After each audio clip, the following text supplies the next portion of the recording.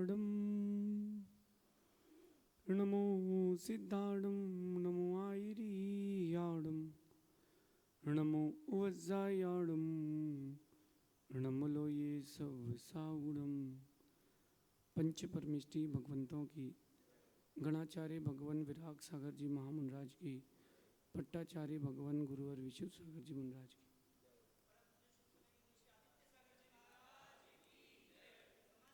या हम सभी अपने जीवन में सुख और गुणों की अभिवृद्धि के लिए नीति के विषयों का श्रवण कर रहे हैं। नीतिकार हमें सिखाते हैं कि आपकी लाइफ में आपको बेसिक्स का नॉलेज होना चाहिए। आज के दौर में हर दूसरा व्यक्ति परेशान है, इसीलिए परेशान है क्योंकि उसके पास बेसिक इथिक्स नहीं है। जैसी लाइफ जीना चाहिए वैसे वो जी नहीं रहे, जैसा व्यवहार करना चाहिए वैसा वो व्यवहार कर नहीं रहे। कोई व्यापार से परेशान है, कोई नौकरी से, कोई पत्नी से, कोई बच्चों से, कोई संबंधियों से, कोई इलेक्ट्रॉनिक गैजेट से। कहीं ना कहीं कोई ना कोई बंदा है, परेशान है, और उसकी परेशानी का कारण वो ही है, वो लोग या वो चीज़ें नहीं। हमें लगता है कि चीज़ें हमें परेशान कर रही है, लोग हमें परेशान कर रहे हैं, यही सबसे बड़ी परेशानी है। कोई आपको परेशान नहीं कर रहा, आप चीज़ों को, लोगों को समझ ही नहीं पाए। हम अक्सर चीज़ों को समेटने के चक्कर में खुद की ज़िंदगी बिखेर देते हैं और यहीं से हमारे जीवन में दुख प्रारंभ होता है। यहाँ टीचर्स भी बैठे हैं, आप टिफ़िन बना करके आए होंगे, बच्चों के लिए, हस्बैंड के लिए टिफ़िन बना करके आए होंगे। अब प्रॉब्लम ये आती कि आप सुबह 5 बजे से उठ करके टिफ़िन बना करके आए हो, और जब आप 2 बजे यहाँ से जाओ और हस्बैंड या आपके बच्चे ने टिफ़िन नहीं खाया हो तो वो बीपी 500 हो जाता है, और जो क्रोध नाम का टेम्परेचर है वो 300 हो जाता है कि तुमने बनवाया क्यों। फिर यहाँ एक बात आज सीख कर के जाना, प्रोफेशनल हो जाइए लाइफ में। हर किसी को समझाने की, संभालने की कोई आवश्यकता नहीं है, लाइफ में प्रोफेशनल हो जाइए। बच्चों को आप लोग पढ़ाते हैं ना, पढ़ाएं, प्रोफेशनल हो जाएं। मैं भी अपने संग में पढ़ाता था गुरुजी के पास, महाराजों को भी मैंने पढ़ाया और जो त्यागी व्यक्ति थे उनको भी पढ़ाया। शुरू मैंने बहुत हेडेक ली कि तुम ये होमवर्क करके आना, तुमको ये करना है, तुमको वो करना है, तुमने नहीं किया तो ऐसा करेंगे।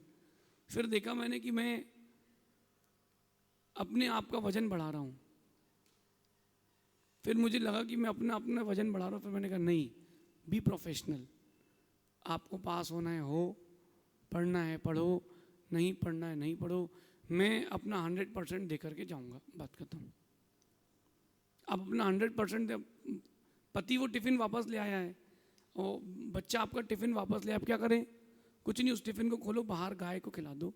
अपन ने बनाया था तो मनुष्य के भाग्य में नहीं था, तो किसी जानवर के भाग्य में था। आपका वेस्ट नहीं जाएगा।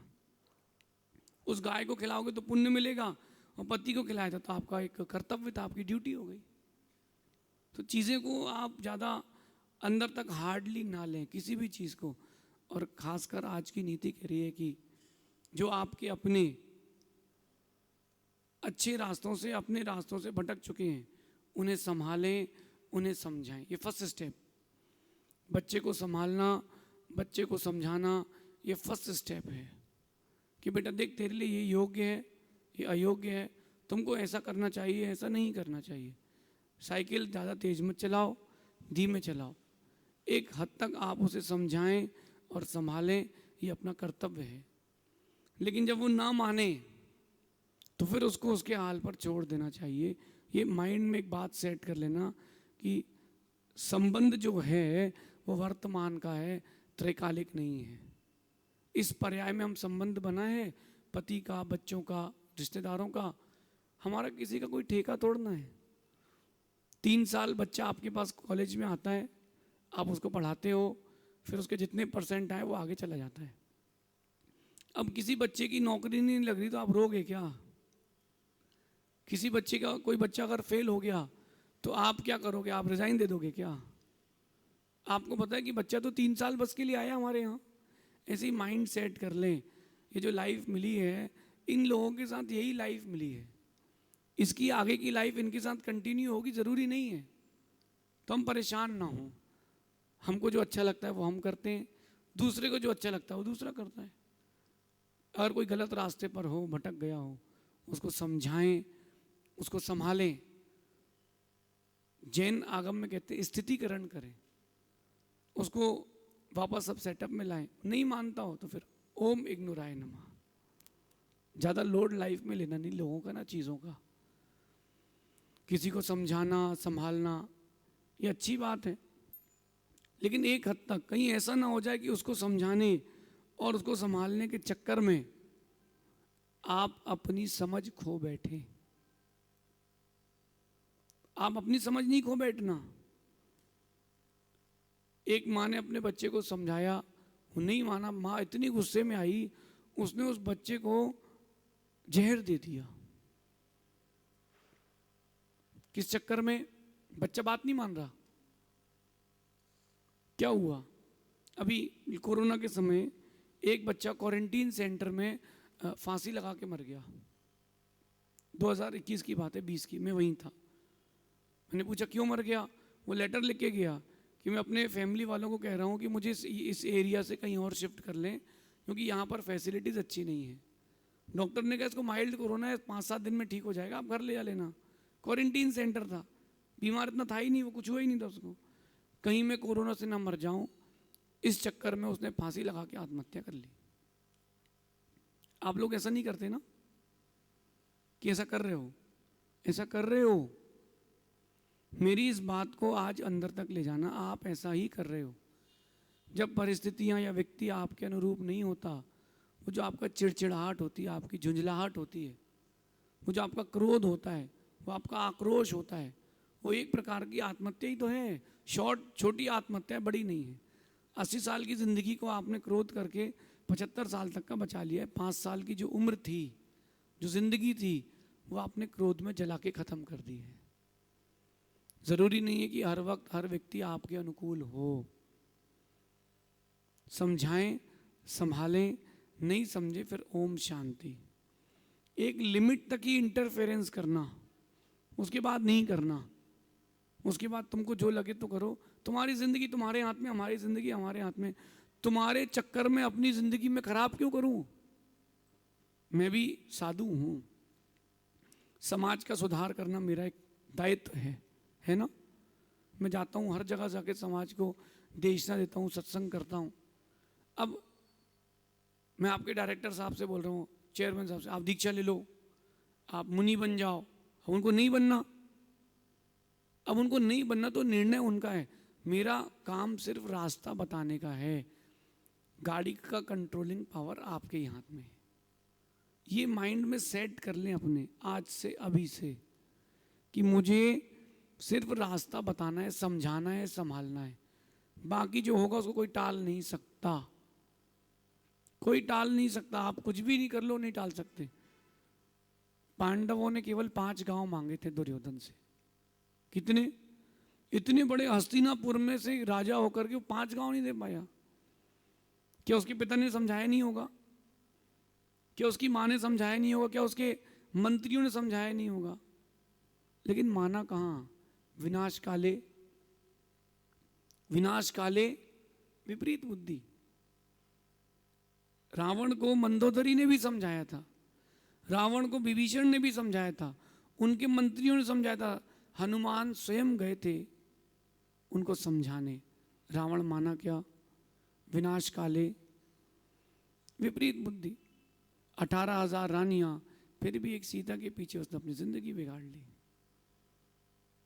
आप भी यही कर रहे हो। रावण सीता के कारण गया है और आज की सीता राम के कारण जा रही है। प्रोफेशनल हो जाए लाइफ में, समझाएं, संभालें, ना समझे ना संभले फिर ओम शांति इग्नोर कर दें, फिर आप कुछ नहीं कर सकते।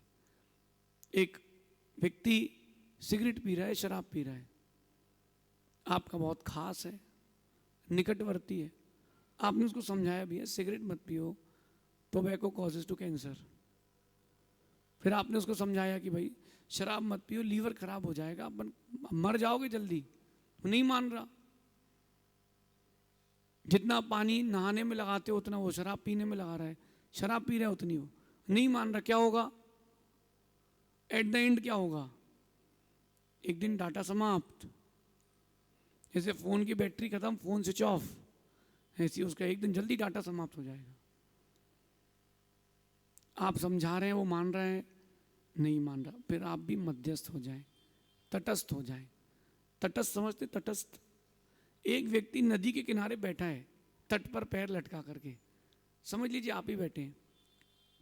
देखिए उस नदी से एक नाव निकल गई, कुछ मछलियां निकल गई, कुछ मेंढक निकल गए, कुछ कचरा निकल गया, किसी कपड़े बह गए, कोई पेड़ टूट करके बह गया। आप क्या करते हैं? सफाई करते हैं नदी की? क्या करते हैं? बस wait, listen, see and wait. आप देखते हैं और जाएं। तो अपने को क्या करना, अपन को तो व्यू देखना है। ऐसी लाइफ में भी आपको बहुत सारी बार ये करना पड़ेगा। समझाएं, नहीं समझे तो आप समझ जाएं, संभालें, वो नहीं संभले तो आप समझ जाएं। कहीं ऐसा नहीं हो कि दूसरों के सुधार में आप अपनी जिंदगी का बिगाड़ कर बैठे। मेरी इस बात को थोड़ा डीपली लेना। आज से आपकी लाइफ चेंजिंग मूवमेंट रहेगा, थोड़ा डीपली लेना मेरी इस बात को। ले लेंगे तो अच्छी बात है, नहीं तो मेरा कुछ वैसे ही नहीं जाना। मैं आपको एक कहानी सुनाता हूँ। एक राजा अरविंद था और उसकी नरक गति का बंद हो गया, नरक आयु का बंद हो गया, उसका नरक जाना अब निश्चित हो गया, टिकट मिल चुकी है। उसके शरीर में गर्मी यानी दाह उत्पन्न हुई। जब उसके शरीर में दाह उत्पन्न हुई तो उसने पूरे राज्य में घोषणा करी कि जो मेरी इस शरीर की दाह को, गर्मी को शांत कर देगा, उसको मुंह मांगा इनाम मिलेगा। बहुत सारे वैद्य आए, बहुत सारे चिकित्सा करने वाले आए, कुछ नहीं हुआ। बहुत प्रयास करने के बाद कुछ भी नहीं हुआ। उसके बच्चे भी बड़े चिंतित थे, 2 बेटे थे उसके, दोनों बड़े चिंतित थे कि पिताजी का क्या होगा। उसके महल में दीवार में 2 छिपकलियां लड़ रही थी और लड़ते लड़ते एक छिपकली ने दूसरी छिपकली को कुछ घाव पहुंचाया तो उस छिपकली की पूंछ कट के उसके शरीर पर गिरी तो खून लगा उसके शरीर पर। किसके? राजा अरविंद के। जैसे खून शरीर में रखा, आज ठंडक मिली है। खून से ठंडक किसको मिलेगी? बहुत ठंडक मिली है। अपने बच्चों से कहता है, जो अपने महल की बावड़ी है उस बावड़ी को हिरन के खून से भरो, हिरन के खून से भरो। क्यों? बोले वहीं शीतलता मिलेगी। बच्चे समझदार थे, अहिंसक थे, वो समझ गए कि पिताजी का दुर्गति का बंद हो गया, अपन क्यों पाप बंद करें। बच्चों ने एक कृत्रिम रक्त बनाया, कृत्रिम, हजारों लाखों हिरणों को मारते तब जाके वो बावड़ी भरती। उन्होंने कहा नहीं, मैं किसी की हिंसा नहीं करूंगा। उन्होंने बावड़ी जो थी वो कृत्रिम रक्त से भर दी, जो खून जैसी दिखे हो ना, लाख होती ना, लाख, उससे वो उन्होंने व्यवस्था करके, उस समय भी टेक्निक थी। और राजा से कहा कि आप प्रवेश करें। राजा ने प्रवेश किया, क्या मान के? कि तो खून है। प्रवेश करके राजा ने देखा, इतनी शीतलता मिल रही है, जब शरीर में लगाई है तो इतनी शीतलता मिली है, पीऊंगा तो और आनंद आएगा। उसने अंजलि बनाई और पिया तो उसको मालूम चल गया रक्त नहीं है। गुस्से में तलवार लेकर के बेटों को मारने निकला और रास्ते में स्वयं गिरा, ऐसा कि तलवार से स्वयं का घात हो गया। बच्चों ने उसको समझाया, संभाला, लेकिन उसका भाग ही नहीं था कि वो समझे और संभले। छोड़ दो उसके हाल पर। बच्चों ने भी क्या किया, उसके हाल पर छोड़ दिया और वो जाकर के नरक चला गया। आपके साथ भी यही होता है। छोटी छोटी चीज़ों के लिए आप अपने आप को बड़ा एंग्जाइटी में ले आते हो। बिल्कुल मत लाओ, समय बहुत कम है। अपनी मशीन को आपको वेस्ट नहीं करना है। ओम इग्नोराय नमः। और कोई चीज़ बहुत गहरी चोट दे गई हो तो ओम डिलीटाय नमः। इग्नोर करें, डिलीट करें, अपनी लाइफ अपनी खुशी से जीते रहें। जिसको अपनी चिंता नहीं है उसकी चिंता क्या करना। जिसको अपनी चिंता नहीं है उसकी चिंता करके आप अपनी जिंदगी बर्बाद क्यों कर रहे हो। लाइफ को अपने एक अच्छा टर्न दें, आज की मेरी इस बात को सुन करके अपने आप को एक ग्रेस दें, खुश रहना सीखना हो, संभालें, समझाएं एक लिमिट तक, उसके बाद स्वयं समझ जाएं। मेरा एक उसूल है, मैं दूसरों को तब तक ही समझाता हूं जब तक मेरी समझ जाती नहीं है। मेरी समझ जाती नहीं तब तक मैं समझाता हूं। आप देखो कि रास्ते में एक मरा हुआ जानवर पड़ा है और आप 100 की 200 की स्पीड से हैं, और अगर आप ब्रेक लगाएंगे तो क्या हो जाएगा? बताइए क्या हो जाएगा? तो वो जो मरा हुआ जानवर है वो तो मर चुका है, लेकिन अगर आपने गलत ब्रेक लगा दिया तो आप भी मर जाओगे, साथ में जितने गाड़ी में पीछे बैठे वो भी मर जाएंगे। चेंज करें लाइफ में, इस लेसन को लेकर के जाएं, जिसको अपनी चिंता ना हो उसकी चिंता ना करें। अगर आप लोगों को सुनना नहीं होता तो मैं आता नहीं, मैं अपना कुछ और ग्रंथों का लेखन करता, मैं कुछ और सोचता। आप लोगों को सुनना था तो मैं आया हूं। अभी आप लोग उठ के जाने लगो, मैं बंद कर दूंगा, क्योंकि मेरे को थोड़ा ना सुधार करना है, मैं तो सुधार कर चुका हूं। अब वो टर्न आपका है। इसलिए जिसको अपनी चिंता ना हो उसकी चिंता ना करें, चाहे वो स्कूल का बच्चा हो, कॉलेज का स्टूडेंट हो, घर परिवार के लोग हों, कोई भी हो। मेरे पास जो रहता है मैं उनके व्यक्तित्व का निर्माण करने का प्रयास करता हूं। अब जब उसको करना ही नहीं तो परेशान क्यों हो? जिस पत्थर को परमात्मा नहीं बनना वो छोटी छोटी सी चोट से चटक जाता है। जिस पत्थर को भगवान की मूर्त नहीं बनना हो वो छोटी छोटी सी छेनी हथौड़ी की चोट से चटकता है, और जब वो चटकता है तो मूर्त नहीं बन पाता। जो व्यक्ति आप समझा रहे हो और छोटी छोटी बातों पर चटके, इसका मतलब ये मूर्त नहीं बन पाएगा। इसको छोड़ो, टाइम वेस्ट मत करो, दूसरा पत्थर देखो। अपन किसी और के व्यक्तित्व के निर्माण की ओर चलेंगे फिर। इसलिए इस नीति को अपने जीवन में एक टैग बना करके रखना। देखना, मैं आप लोगों से एक बात करता हूँ, जब आप ब्रांडेड कपड़े खरीदते हो तो उसका टैग नहीं निकालते। जो मार्का होता ना कपड़े के पीछे, जीन्स में, बेल्ट में, आप उसको निकालते नहीं हो। क्यों? मालूम चलना चाहिए कि मैं ये ब्रांडेड चीज़ है, मालूम चलना चाहिए ना। बस यही बात कहना है आपसे। ये जो नीति है आप उसको अपना टैग बना के रखना लाइफ का। जो आपको समझे उसको समझाओ, जो आपसे संभले उसको संभालो, जो ना समझे ना संभाले ओम इग्नोराय नमः करके आगे बढ़ो। हम अपनी लाइफ दूसरे के लिए बर्बाद नहीं करेंगे, हम अपनी ज़िंदगी दूसरे के लिए बर्बाद नहीं करेंगे। छोटी छोटी बातों को एंग्जाइटी लेकर के आत्महत्या कर लेते हैं बच्चे, पागल है। आत्महत्या कर लिए। एक बच्चा मेरे से कहता मेरे को MCA कर रहा हूँ, मुझे आत्महत्या करना है। क्या हो गया? बोले पहले सेमेस्टर में फेल हो गया हूँ। मैंने कहा पागल, फिर KG1 से शुरू करना पड़ेगा। KG1 से पढ़ो 3 साल, फिर 12th पढ़ो 12 साल, 15 साल तो वो हो गए, 3 साल तेरे BCA के, 18 साल फिर से पढ़ना पड़ेगा। मैंने कहा छोड़, तू आत्महत्या मत कर, फिर से MCA कर ले। बोले हाँ ये ठीक है। समझाएं, वो समझ गया तो ठीक है, वो नहीं समझता तो मैं कहता अब तेरे को जो लगे सो कर। क्योंकि किसी की ज़िंदगी की संवारने के लिए हम अपनी ज़िंदगी बेकार नहीं कर सकते। ज़िंदगी हमको ही बहुत मेहनत से मिली है। इस नीति को अपने जीवन में उतारना, हम अधिक से अधिक अपने व्यक्तित्व का निर्माण कैसे करें इस पर चिंतन करना, शेष आगे देखेंगे। भगवान महावीर स्वामी की